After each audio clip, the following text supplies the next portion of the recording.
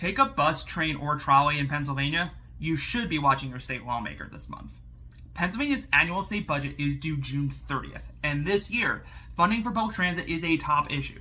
Now, transit agencies get about $1.5 billion in state tax revenue every year. This pays for things like driver salaries and gas for buses.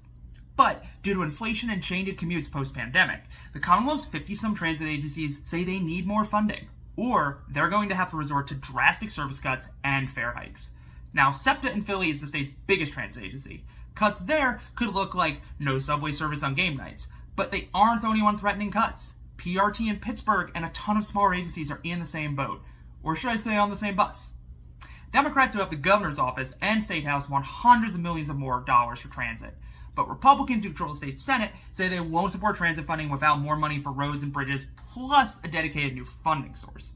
Now, for that new funding, lawmakers have suggested legalizing and taxing marijuana, or legalizing the unregulated and untaxed skill games you've probably seen in your local bar. They kind of look like little slot machines. But both of those ideas are politically tricky, and that is a whole other video.